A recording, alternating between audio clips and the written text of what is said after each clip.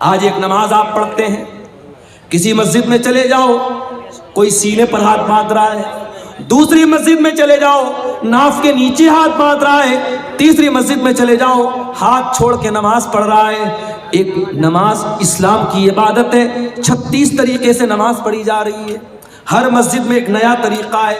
ایک مسجد میں گئے السلام علیکم ورحمت اللہ، السلام علیکم ورحمت اللہ کہنے کے بعد امام صاحب اور مقتدی لوگ زور سے کہتے اللہ اکبر، استغفر اللہ استغفر اللہ استغفر اللہ۔ دوسری مسجد میں گئے، امام نے سلام پھیرا، جلدی سے ہاتھ اٹھایا، امام دعا کرنے لگا، پیچھے مقتدیوں نے بھی ہاتھ اٹھایا اور امام کی دعا پر آمین کہا۔ نماز کے طریقے میں اتنا متبھید کیوں ہے؟ نماز کے طریقے میں اتنا فرق کیوں ہے؟ کیوں اپنے اپنے مسلک کی طریقے کی نمازیں بنا کے آپ نے رکھی ہیں؟ آؤ میرے پیارے ساتھیو، آج اس اسٹیج سے، مدرسہ اصلاحیہ کے اس اسٹیج سے آپ کو اتحاد کی دعوت دیتا ہوں، آپ کو ایکتا کی دعوت دیتا ہوں۔ آؤ نماز کا وہ طریقہ چلے گا جو جناب محمد رسول اللہ صلی اللہ علیہ وسلم نے بیان کیا، اور آپ نے فرمایا سلو کما رأیتمونی اصلی، اے میری امت کے لوگوں اس طریقے پر نماز پڑھتے رہو جس طریقے پر تم نے نماز مجھ کو پڑھتے ہوئے دیکھا ہے۔ اور نبی کا یہ کہنا کہ میرے طریقے پر نماز پڑھتے رہو، نبی کا یہ کہنا اس بات کی دلیل ہے کہ قیامت تک وہ طریقہ محفوظ رہے گا۔ اور آج بھی حدیث کی کتابیں بتاتی ہیں کہ اللہ کے نبی جب تشہد میں بیٹھتے تھے تو کہاں پر انگلی ہلاتے تھے، کہاں پر انگلی کو حرکت دیتے تھے، جب آپ رکوع میں جاتے تھے تو گھٹنوں کو کیسے پکڑا کرتے تھے، جب آپ سجدے میں جایا کرتے تھے تو آپ کی ناک زمین پر ہوتی تھی کہ نہیں تھی، آپ کی پیشانی زمین پر ہوتی تھی یا نہیں تھی، ایک ایک طریقہ آپ کا نماز کا حدیث کی کتابوں میں ملے گا۔ تو عبادت کیسی؟ عبادت رسول کے جیسی۔ یہ اتنا نازک معاملہ ہے کہ آپ اس میں کوئی پھیر بدل نہیں کر سکتے۔ چلیے ایک مثال آپ کو دیتا ہوں، بہت پیاری مثال ہے، اس کو ذرا غور سے سنیے گا۔ حدیث کہاں پر ہے؟ بخاری میں بھی ہے، مسلم میں بھی ہے۔ راوی کون ہے؟ برا ابن عازب کہتے اللہ کے پیارے نبی نے مجھ سے فرمایا اذا اتیت مضجعک، اے برا جب تم بستر پہ سونے جاؤ تو پہلے تم وضو کر لیا کرو۔ ہمارے پاس کچھ عورتوں کا فون آیا، مولانا صاحب بڑے ڈراؤنے سپنے آتے ہیں، مولانا صاحب رات میں ڈراؤنے سپنے آتے ہیں، جنات پریشان کرتا ہے، جادو سے پریشان ہے۔ چلو ایک طریقہ تم کو بتا رہا ہوں، کبھی جنات پریشان نہیں کریں گے۔ جب بھی رات میں بستر پہ سویا کرو تو وضو کر کے سویا کرو، وضو کر کے سونا یہ نبی کی سنت ہے۔ نبی اکرم نے فرمایا کہ اے برا جب تم بستر پہ سونے جاؤ تو وضو کر لو۔ کون سا وضو؟ جو نماز کے لیے کرتے ہو، جو جنرل وضو ہے، جو عام طریقہ ہے وضو کرنے کا۔ اور اس کے بعد اپنے داہنی کروٹ لیٹ جاؤ، اور اے برا ابن عازب اب میں جو دعا سکھا رہا ہوں اس دعا کو تم پڑھ کر کے سو جاؤ۔ کون سی دعا ہے؟ اللہم اسلمت نفسی الیک وفوضت امری الیک والجات ظہری الیک رغبتا ورہبتا الیک لا ملجا ولا منجا منک الا الیک آمنت بکتابک الذی انزلت وبنبیک الذی ارسلت۔ نبی نے یہ دعا سکھائی۔ دعا کا مطلب کیا ہوا؟ یہی تو بڑے افسوس کی بات ہے، ہم دعائیں پڑھتے ہیں، دعاؤں کا مطلب بھی جاننے کی کوشش نہیں کرتے۔ کتنی پیاری دعا ہے، اللہم اسلمت نفسی الیک، اے اللہ میں بستر پہ سونے جا رہا ہوں، نہیں معلوم صبح زندہ اٹھوں گا کہ نہیں اٹھوں گا، اے اللہ میں اپنے آپ کو تیرے حوالے کر کے جا رہا ہوں، وفوضت امری الیک، اور اے اللہ میری تجوری میں کتنا پیسہ ہے، میرے بچوں کا کیا بنے گا، میری بیوی کا کیا بنے گا، میرے جو بھی معاملات ہیں اے اللہ میں تیرے حوالے کر کے جا رہا ہوں، رغبتا ورہبتا الیک، اے اللہ میں تجھ سے ڈرتا بھی ہوں اور تیری رحمت کی امید بھی رکھتا ہوں، تیرے عذاب کا ڈر بھی میرے سینے میں ہے اور تیری رحمت کی امید بھی میرے دل میں ہے۔ اور اے اللہ آمنتو لا ملجا ولا منجا منک الا الیک، اے اللہ تو جس کو پناہ دے دے، تو جس کو پناہ نہ دے اس کو کوئی پناہ دینے والا نہیں، تو جس کو نجات نہ دے اس کو کوئی نجات دینے والا نہیں۔ آمنتو بکتابک الذی انزلتا، اے اللہ میں تیری کتاب پر ایمان لاتا ہوں جو کتاب تو نے اتاری ہے، وبنبیک الذی ارسلتا، اور میں تیرے نبی پر ایمان لاتا ہوں جس نبی کو تو نے رسول بنا کے بھیجا ہے۔ یہ ہے دعا کا ترجمہ، دعا کا انواد جو تھوڑا سا میں نے آپ کے سامنے کیا ہے۔ اب ذرا غور سے سنیے گا، نبی نے دعا سکھائی، کہا کہ اے برا داہنی کروٹ لیٹ جانا وضو کر کے اور یہ دعا پڑھ لینا، اس کے بعد کچھ مت کہنا، سو جانا۔ اگر اسی حالت میں تم مر گئے، مت علی الفطرہ، تو تم فطرت پر مرو گے، جنت میں جاؤ گے۔ تو اگر یہ دعا پڑھ کے مر گئے تو جنت میں جاؤ گے، جنتی تمہاری جنت پکی ہو جائے گی اگر اس دعا کو پڑھ کے اسی عقیدے پر تم دنیا سے چلے گئے۔ صحابہ کے زمانے میں موبائل تو نہیں تھا، ساؤنڈ ریکارڈر تو نہیں تھا جلدی سے ریکارڈ کر لیا جائے، صحابہ تو سن کے یاد کرتے تھے۔ آج ہمارے پاس کتنی سہولت ہے میرے بھائی، آج آپ نے یہ دعا سنی ہے، میں نے جلدی جلدی دعا سنائی ہے، اگر آپ اس دعا کو بعد میں یاد کرنا چاہیں تو یوٹیوب پر آ جائے گی، آپ دھیرے دھیرے سن کے کسی کاپی پہ نوٹ کر کے بھی یاد کر سکتے ہیں۔ صحابہ تو ایسا نہیں کر سکتے تھے۔ حضرت برا کہتے ہیں میں جلدی جلدی اس دعا کو دہرانے لگا، میں ریپیٹ کرنے لگا اس کو یاد کرنے کے لیے۔ جب میں دہرانے لگا تو پوری دعا تو میں نے صحیح پڑھی، بس ایک جگہ تھوڑی سی غلطی مجھ سے ہو گئی۔ نبی نے کیا دعا سکھائی تھی؟ آمنتو بکتابک الذی انزلتا وبنبیک الذی ارسلتا، میں اللہ کی کتاب پر ایمان لاتا ہوں اور اللہ کے نبی پر ایمان لاتا ہوں۔ میرے منہ سے نبی کی جگہ رسول کا لفظ نکل گیا، وبنبیک الذی کی جگہ وبرسولک الذی کا لفظ نکل گیا، ایک لفظ کی مسٹیک ہو گئی۔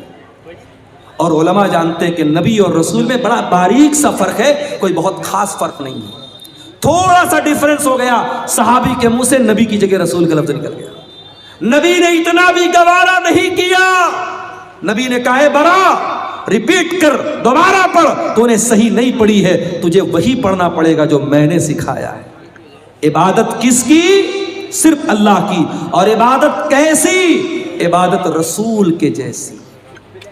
رمضان آنے والا ہے، رمضان کے بعد ایک صدقہ ہم دیتے ہیں، اس کو صدقہ فطر بولا جاتا ہے۔ آپ کے ہاں بھی صدقہ فطری بولتے ہیں، کہیں کی فطرہ بھی بولتے ہیں۔ تو یہ جو فطرہ ہوتا ہے یہ کب دینا ہے بولو بھائی؟ عید کی نماز کے پہلے دینا ہے یا بعد میں دینا ہے؟ پہلے دینا ہے۔ اب ذرا غور سے سننا، اللہ کے نبی فرماتے ہیں من اداہا قبل الصلاۃ فہی زکوۃ مقبولۃ، جس نے صدقہ فطر عید کی نماز کے پہلے دیا اس کا صدقہ فطر قبول ہوگا، اور جس نے عید کی نماز کے بعد دیا اس کا صدقہ فطر قبول نہیں ہوگا۔ فار ایگزامپل میرے پریوار میں 10 لوگ ہیں، ہم بھائی بہن میری بیوی بچے سب ملا کے مثال دے رہا ہوں 10 لوگ ہیں۔ اب مان لو 2.5 کلو مجھے اناج دینا ہے صدقہ فطر میں، اب 2.5 کلو 10 لوگوں کی طرف سے کتنا ہو گیا؟ 25 کلو۔ اب مان لو عید اگلے دن ہے اور آج رات میں غلہ لینے گیا، اناج لینے گیا، دکان بند ہو گئی۔ اب میں نے کہا یار تو بہت لیٹ ہو گیا، کیا کریں، چلو صبح دیکھتے ہیں۔ صبح فجر کی نماز پڑھی، عیدگاہ گیا، عید کی نماز پڑھی، اس کے بعد دکان کھلی گلے والے کی۔ میں نے کہا ایک کام کر بھائی، تو 50 کلو اناج دے دے، مجھے 25 دینا تھا، میں ڈبل دے رہا ہوں، 50 دے رہا ہوں۔ لیکن اللہ کے نبی فرماتے ہیں کہ آپ نے عید کی نماز کے بعد میں دیا تو آپ کو صدقہ فطر کا ثواب نہیں ملے گا۔ کوانٹیٹی ڈبل ہو رہی ہے، میں ڈبل ماترا میں دے رہا ہوں، مگر وہ ثواب نہیں ملے گا۔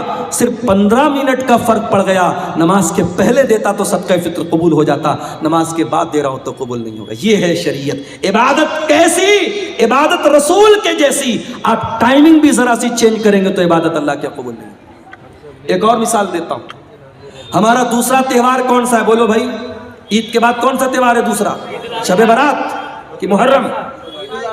عید میلاد النبی، عید الاضحیٰ، بقرعید کا تہوار۔ بقرعید کے تہوار پہ آپ قربانی کب کرتے ہیں؟ عید الاضحیٰ کی نماز کے پہلے کرتے ہیں یا بعد میں کرتے ہیں؟ کوئی پہلے کرتا ہو ذرا ہاتھ اٹھائے۔ کوئی پہلے تو نہیں کرتا نا. اللہ کے نبی نے فرمایا من ذبح قبل الصلاۃ، جس نے قربانی عید کی نماز کے پہلے کی، جس نے بعد میں کی، فقط تم نسکہ، اس کو قربانی کا ثواب ملے گا. اور جس نے عید الاضحیٰ کی نماز کے پہلے قربانی کی اس کو گوشت ملے گا، قربانی کا ثواب نہیں ملے گا. آپ ڈبل بکرا لے آئے، ڈبل جانور لے آئے، 2 کرتے تھے 4 لے آئے، لیکن اگر آپ نے عید الاضحیٰ کی نماز کے پہلے قربانی کر دی، آپ کی قربانی اللہ کیا قبول نہیں ہوگی. عبادت کیسی؟ عبادت رسول کے جیسی. ایک اور مثال آپ کو دیتا ہوں. حج کرنے جو لوگ گئے ہیں اللہ ان کا حج قبول کرے، جو اس سال جانا چاہتے ہیں اللہ صحت و سلامتی کے ساتھ ان کو روانہ فرمائے، اور جن کے دل میں ارادہ اور خواہش ہے اللہ زندگی میں ان کی خواہش پوری فرماتے ہیں. حج میں آپ جاتے ہیں، بڑے آرام سے مکہ میں ہوٹل میں ٹھہرے ہوئے ہیں. پہلے آپ گئے عمرہ کر لیا، عمرہ کر کے آرام سے نارمل کپڑا پہنا، آرام سے مکہ میں ہوٹل میں رہ رہے ہیں. 8 ذی الحجہ کی تاریخ آئی، نبی کا حکم ہے 8 ذی الحجہ کی جیسے ہی تاریخ آئی چلو حاجیو احرام باندھو. اور مکہ چھوڑ کے کہاں پہنچو؟ مینا میں. مکہ میں آرام سے اے سی ہوٹل میں کمرے میں رہ رہے تھے. مینا میں ٹینٹ لگا ہوا ہے، ہزاروں لاکھوں لوگ وہاں ہیں. وہاں ٹینٹ میں ہم کو جا کے رہنا ہے، اور وہاں جا کے کیا کرنا ہے؟ بس 5 ٹائم نماز پڑھنا ہے. 4 رکعت والی نماز کو 2 پڑھنا ہے.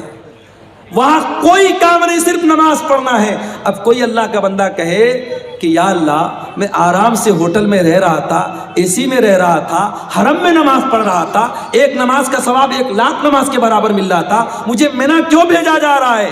جواب یہ ملے گا عبادت کیسی؟ عبادت رسول کے جیسی. دین تیری مرضی کا نام نہیں ہے، دین تیری منمانی کا نام نہیں ہے. جہاں میرے نبی کا حکم ہے کہ تجھے مینا جانا ہے تجھے جانا پڑے گا. 9 ذی الحجہ کی تاریخ آئی، حاجی کو حکم ملا چل حاجی چل تم مینا سے عرفات جا. عرفات میں حاجی پہنچا، وہاں جا کے ظہر پڑھ لیا، عصر پڑھ لیا، ظہر اور عصر ایک ساتھ پڑھ لیا. اب ظہر سے لے کر کے سورج ڈوبنے تک 5 گھنٹہ 6 گھنٹہ کڑی دھوپ نکلی ہے، مئی کا مہینہ ہے.